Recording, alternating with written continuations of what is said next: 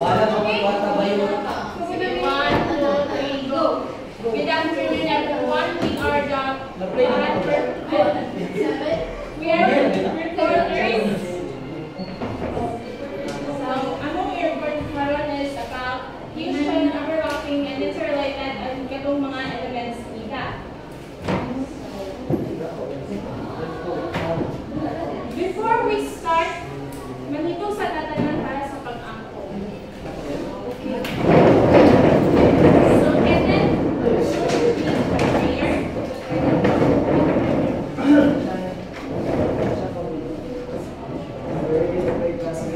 yes, we are.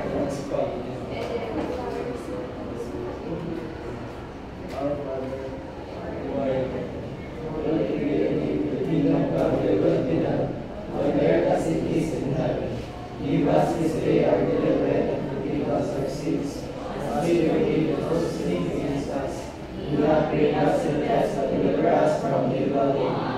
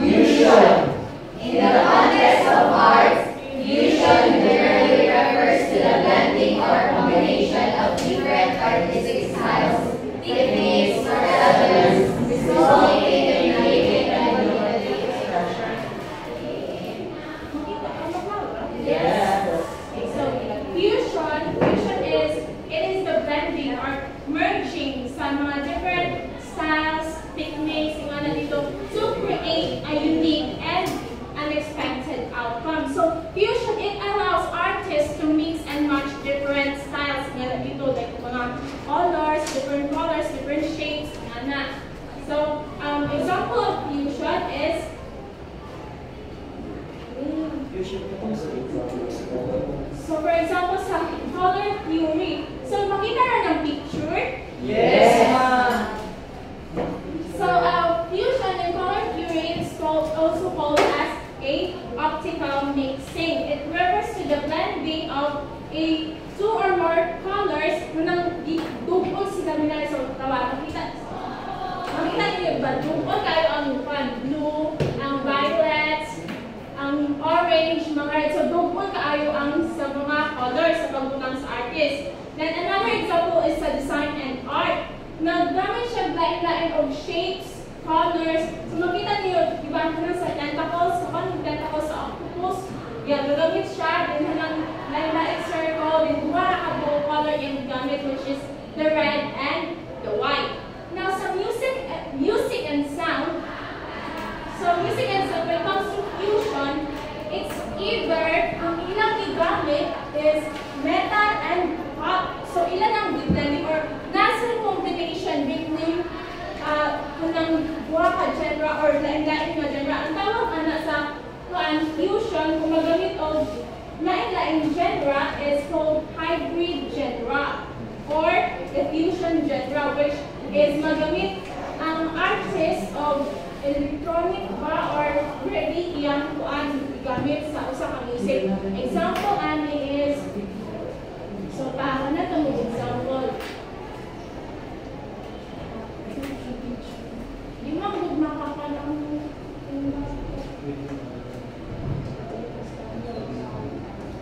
ano siya example?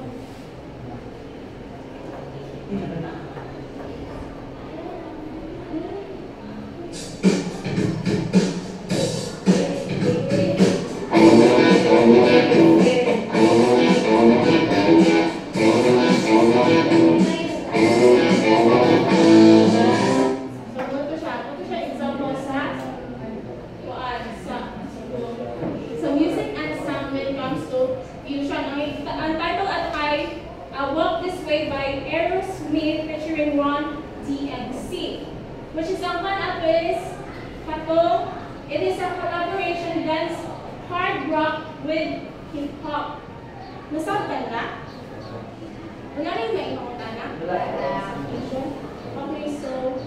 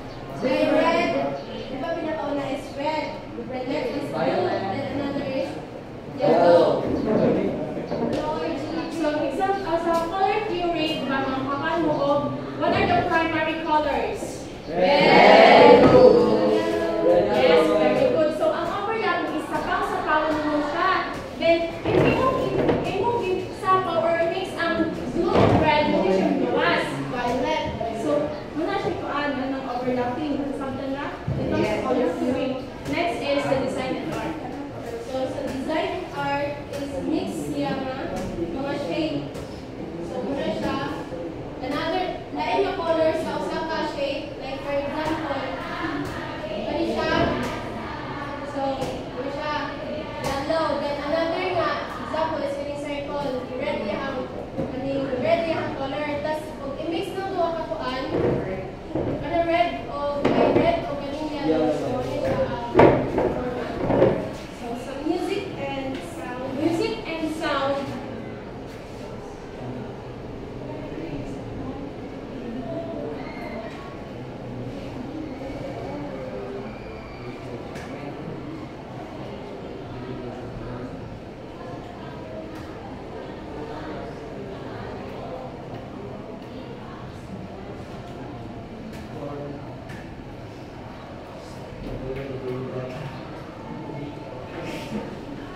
So example sa overlapping, some music and sound. Sabrina, is this business? Aubrey, would you pick a song for us, please?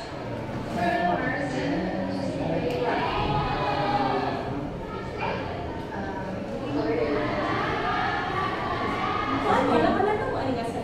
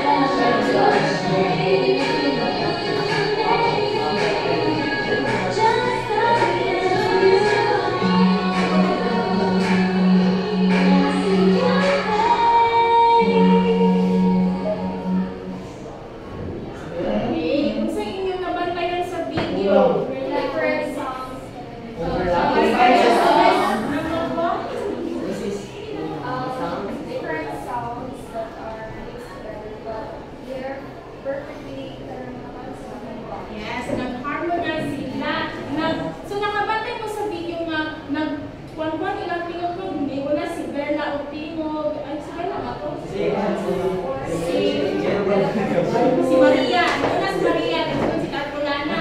Nagpagpag ilang tingog, so harmonize sila. Mga example sa overlapping sa music and sounds. So nasampan ka? Yes.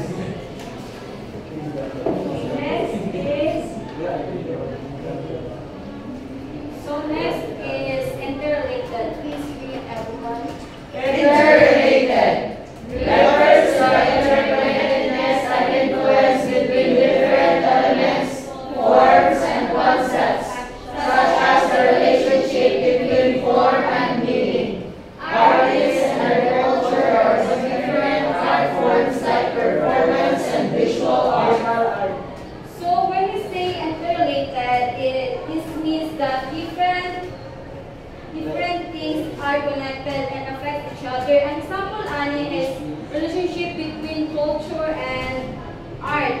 So ang art and culture are deeply connected. It's because ang art is a way of an artist to express their culture, beliefs, traditions, and more. Next.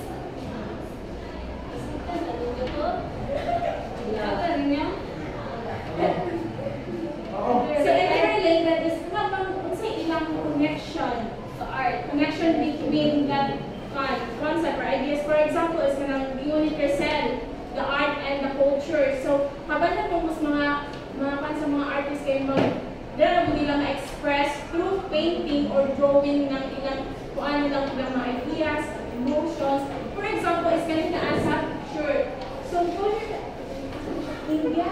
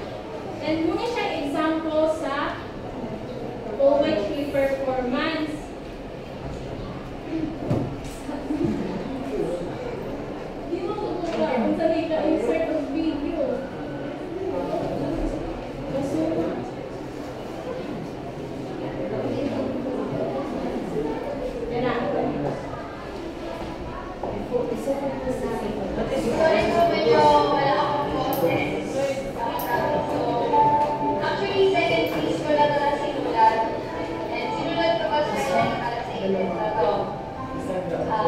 Sana nagustuhan nyo. Para po sa mga tao, siguro minsan pinag-iihan. Pero ayaw nang maging sila. Diba? Pwede na ito.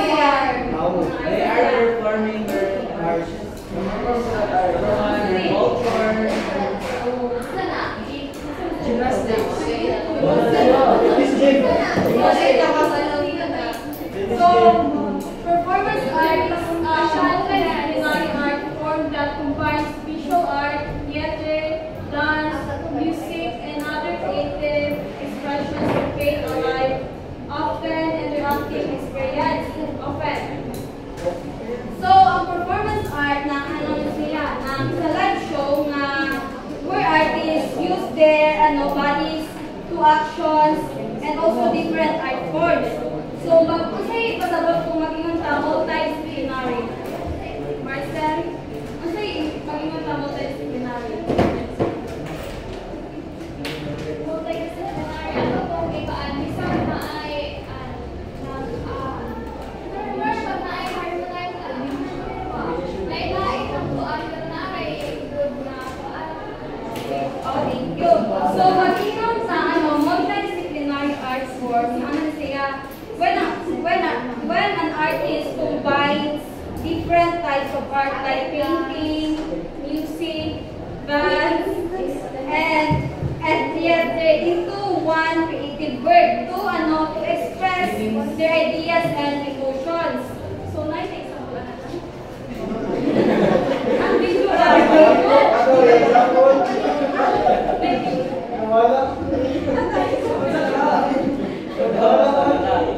Wala na ba kasi?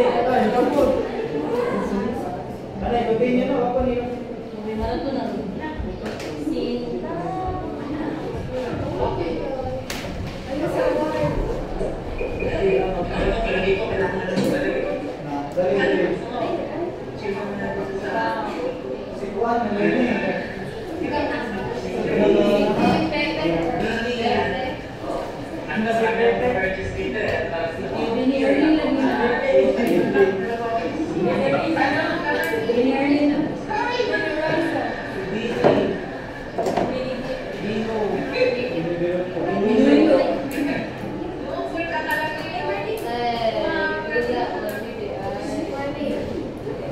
So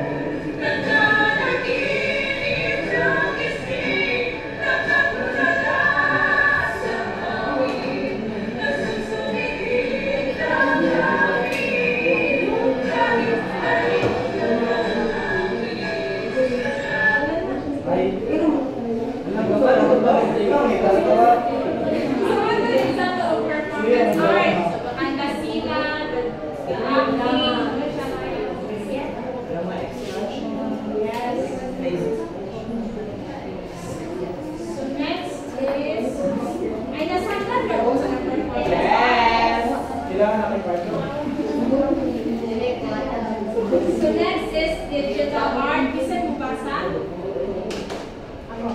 Yes, Miss Abby. Digital art. Digital art is a form of art that uses digital technology as a medium to create, display, and distribute artworks.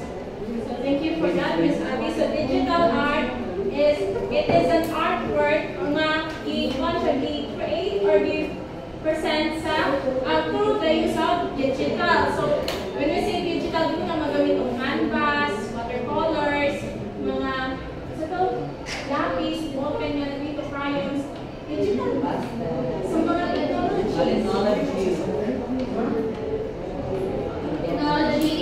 Digital art.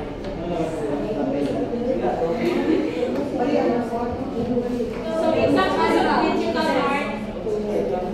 Nice ka diba? Ako ang research sa digital artist. Kaya kung sa K-drama ba, kaya ang papa is yung story. So ang way sa pag-yung story sa yung papa is, parang nag-tablet, dito na siya mag-drawing. So parang ang digital artist, hindi na siya itong 3D animation pa.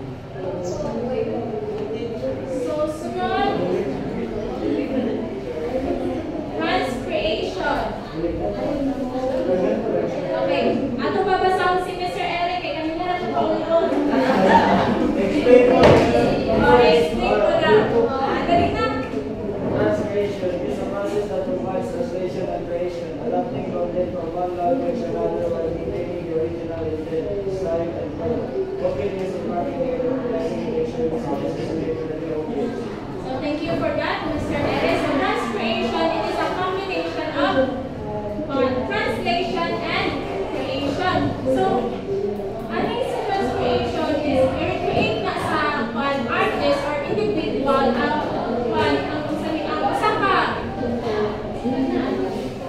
ang usa ka pero dili muna kung i-maintain na niya ang original works pa niya i-recreate in another way or different way.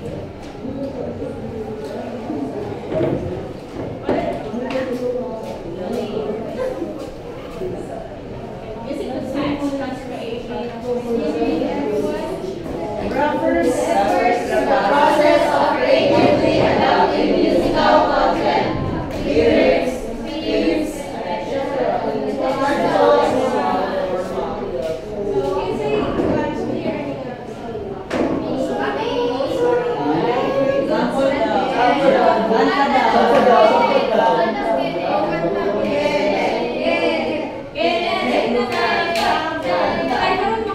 Si Abi na daw, hindi ka pati na.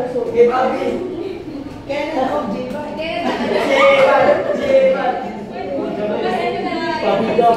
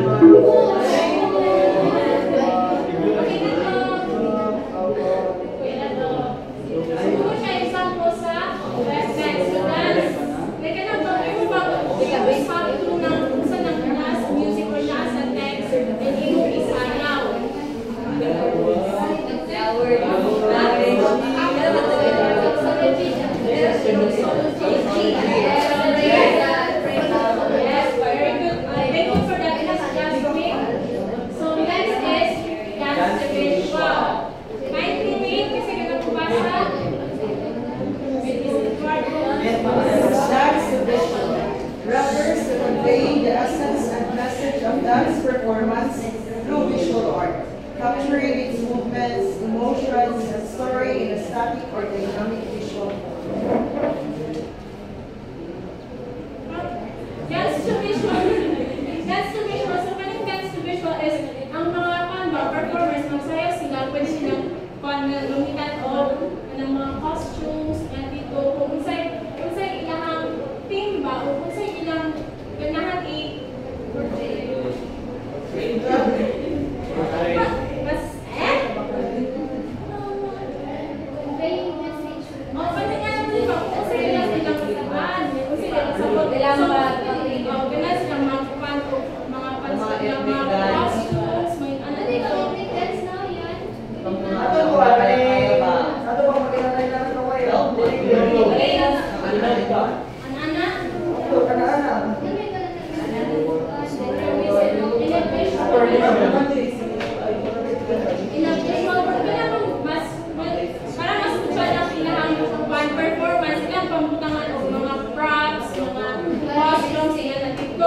So for example, anak ay sa itong select nights. Anak ko tayo hindi mo ipakita.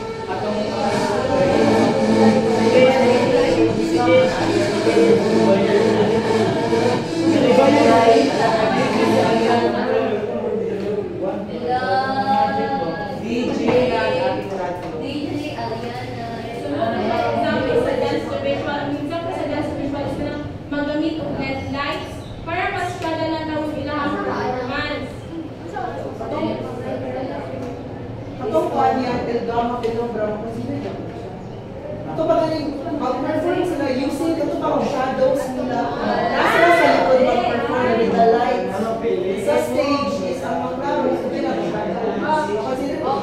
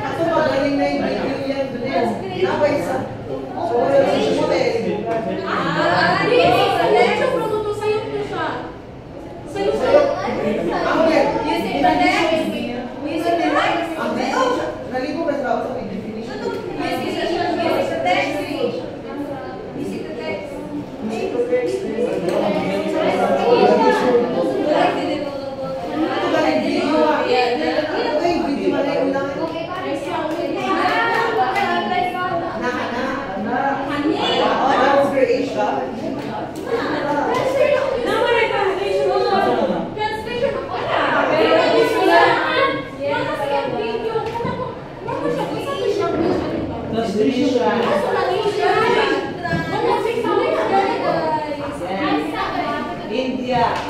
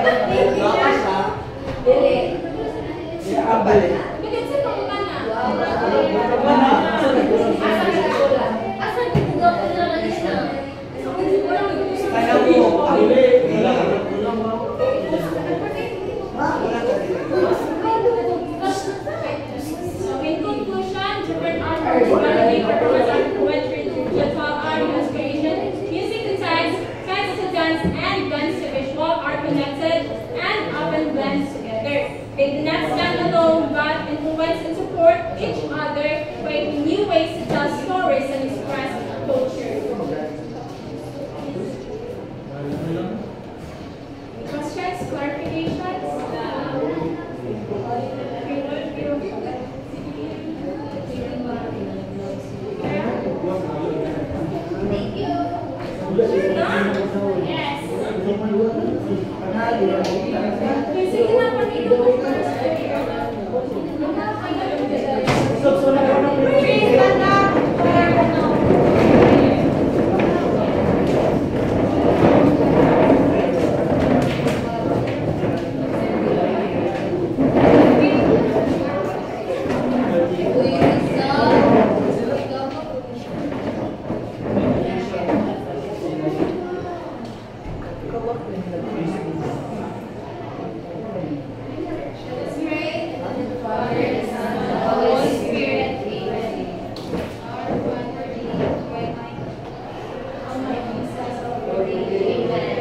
Father, the Son, the Holy Spirit. Amen.